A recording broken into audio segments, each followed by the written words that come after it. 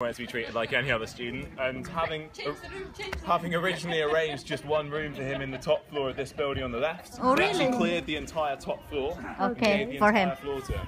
Oh, wow. French charm. Okay. And there's a story that while Charles was studying here, he had a bodyguard who used to attend all of his lectures with him. And so the bodyguard wasn't actually a student of the college, but at the end of Charles's 3 years here, he felt like he learnt quite a lot.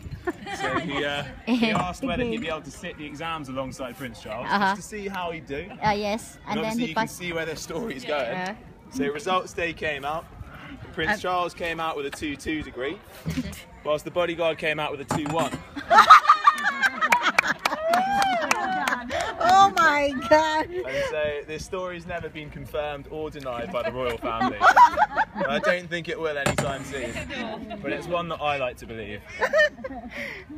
So funny. Natalo ba siya ka ng oh my God! Wow. Siyempre, mahuya siya na sa royal. Kanami pa sa picturean siya ng atong driver.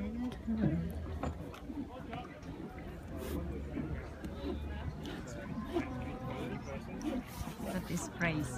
Tama kalapit. Trying it.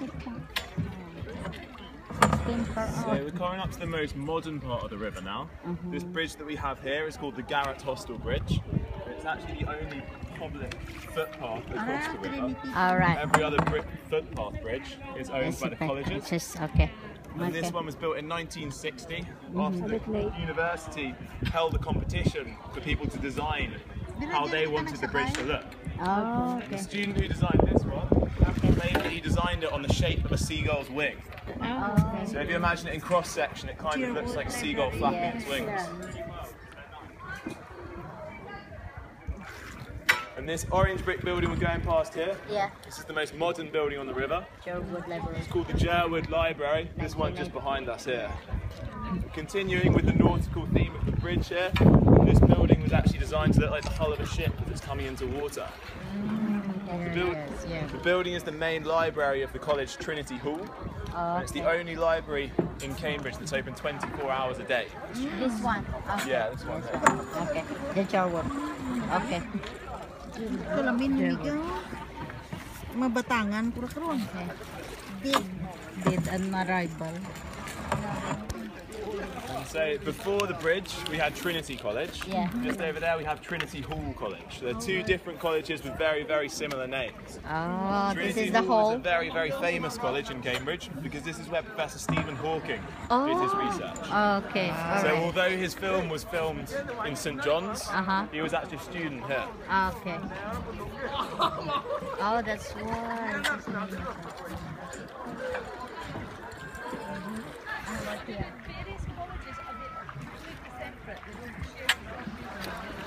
They mix a little bit, but it's pretty minimal. Their teaching is all done within their own college. And they do mix occasionally, like, they have May balls at the end of the year, which is basically just like a big party after the exams. And if you're from a college, any college, you're allowed to go to any of the May balls. But it is quite insular.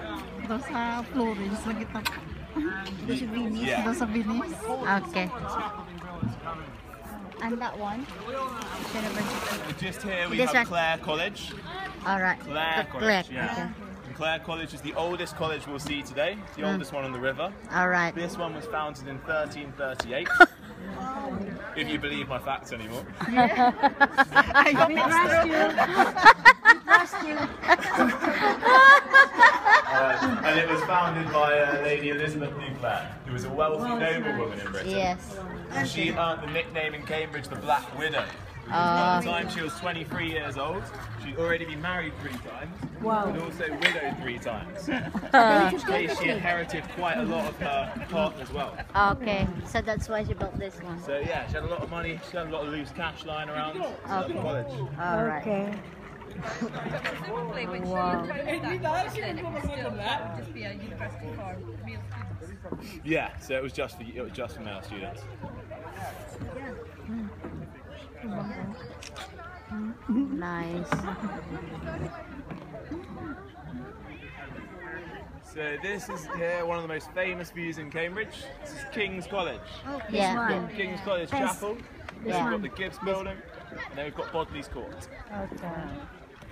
Look at that. King's College Chapel took over 90 years to build, so it wasn't Oh! actually built 90 years, in the yeah. lifetime of the person who founded the college. Okay. And it's actually the second largest chapel in the world after the Sistine Chapel. Oh, Yeah. After the 16th chapel. Yeah. Yes. Yeah. Vatican. I've been there. Are you going to go inside King's? Why not? Why not? Well, it costs £5 to go inside. It's alright. Maybe that could be why not. But Yeah, okay. if you're a Cambridge resident, you do actually get in for free. Alright. So, We'll just say that we're from Cambridge. so that's the challenge. You've got to persuade someone that you're from Cambridge. Usually, the very secure way that the porters do this at the door is they Okay. ask for a Cambridge postcode. Ah. You say, oh, Lisa, can we Cambridge. use your old post? They say, yeah, it's a CB1. Just say CB1 QPJ. Ah. Make up a postcode. Maybe. 39AW. Yeah. CB398W. Yeah, do it. Yeah, you can get in. Would you mind to give your postcode? CB1 ASL. Use it. Work away. What's that? Say it again. Hi. Wow. I've been telling quite a lot of people my postcode though, so it probably seems like loads of people from my address are coming into all of the colleges. Wow. So King's College was founded by Henry VI in 1441, and it was initially founded as a college for boys from Eton School in London to carry on their education. Okay. Nowadays though, it does accept students from Any background, spectrum. but obviously you have to have the appropriate academic requirements as well. Alright. Okay. I'm guessing there's still quite a lot. There's still quite a lot, yeah. Yeah, I think you'd be right there.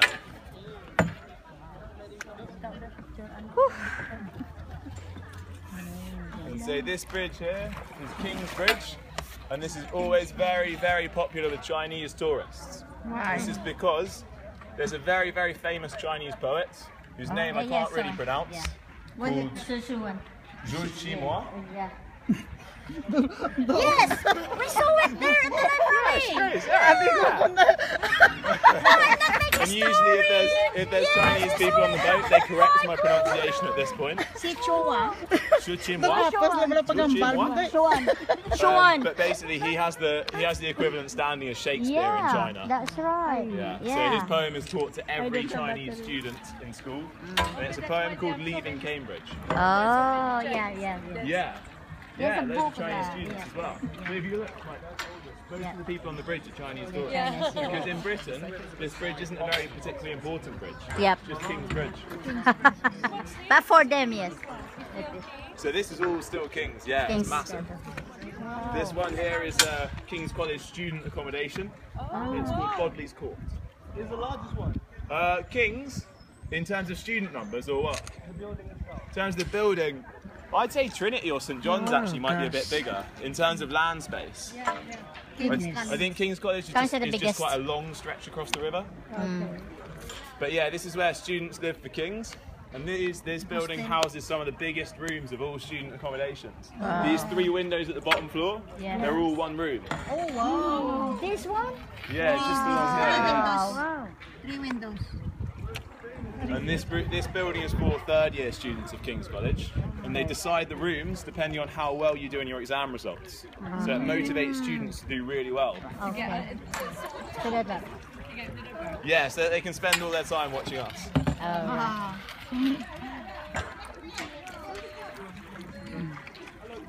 Hello, brother.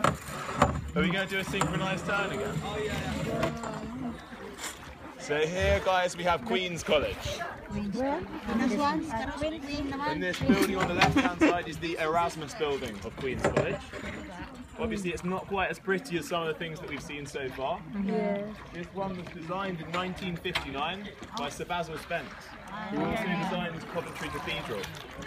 The year I was Sebastian born. Spence actually came to Cambridge before he became a proper architect, and he said that while he was in Cambridge he didn't really enjoy it. He said it was always raining and it was always so really that's cloudy. it. And this Obviously one. not true today. Okay, yeah, okay. But many people say for that reason he designed a bad building on purpose to ruin Cambridge's landscape. Okay. Yeah, I think he's done quite a good job of it, if that was his aim.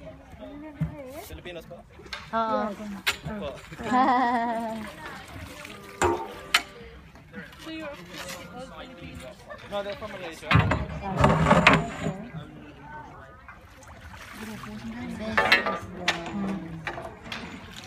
Yes, this is different. You can, I don't know. Very ugly. And this one, yeah. So this is all still Queen's College all around. Yeah. So this is all still Queen's. On the left hand, on the right hand side even, is Yeah. the Cripps building of Queen's College. Oh, yeah. And again, not a very pretty building, but it does provide some excellent facilities inside. There's actually 3 squash courts inside this building that the students use free of charge. So Queens must have old buildings as well. Yeah, so this is another Queen's building. This one's the President's Lodge of Queen's College, so it's where the head of the college lives. And this one's actually the oldest building on the river. This one. It was built, I think, in 1448. Okay. And if you look at the windows on it, you can see that the windows are very, very small. Because in Britain in the 1400s, everyone was less than a metre tall. Really? No, of course not. That's ridiculous. You're joking. No, so there was a tax called the daylight tax, which basically meant that people had to pay for the amount of daylight that was allowed into their house. Wow. And so Queen's College tried to avoid this tax as much as possible by building very, very small windows. Okay. balik mo siya. So, back? Okay. This is the end. so this is actually the last bit of Cambridge that I'll show you here. Alright. Further up there you can see there's a weir where the water level goes up. So we can't really take the boats much further along. Further up there's also a patch of grass which is called the Mill Pond, which is basically just a bit of grass by the river. But it's a very, very beautiful place to go and sit, have a picnic and have a drink. Yeah, we go there later. Yeah, so go there later on. Yes, we go there. We go there. Yeah. Do you know how old Yes. the university is these days? Yes. They have lunch there. Yeah, have some lunch. And how about this one? This one. So this is another building of Queen's College. Alright, okay. So yeah, modern but it fits in very well. Yeah. They designed it to make it look a bit older. Very beautiful.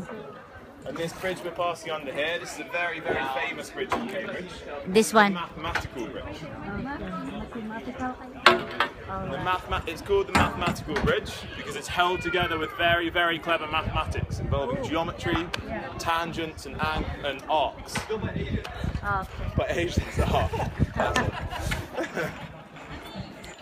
I'm a medical student, I don't really understand the way it's held together, but someone once told me that the more weight you put on top of it, the stronger the bridge becomes. Oh. And if you look at it, all the pieces of wood in this bridge are actually straight pieces of timber, they're not curved at all. Yes, it is. They're all straight. Yeah. You're shocking. Shocking. Ay, yung patuti, nag-record, nilagyan mo. Nag-record, ganito. This is nice. Ikaw, irong mo. What are you guys laughing at? No. I just, she didn't realize I just taking some selfie for her. She's shocking.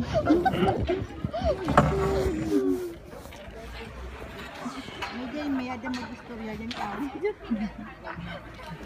You can try punting if you want. Yeah, of course. Of course you can try punting if you want. Very nice. Daw naka-relax.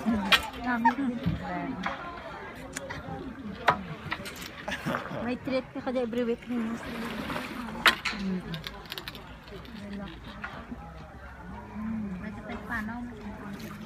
Sige, Sila ka sa na, bawa mo na siguro na din, oh. So guys, we're just coming past the Erasmus building of Queen's again. Yeah. And this was the building that was designed by Sir Basil Spence, who actually claimed that he designed this building as a mirror image of the other side of the river. It takes quite a lot of imagination, but supposedly the white bits at the top represent the cloud on the other side of the river. The thin windows represent the branches. The larger windows represent the leaves of the trees. Oh. I can't really see it myself, No. but it's no surprise that, much like a few other people around the 60s,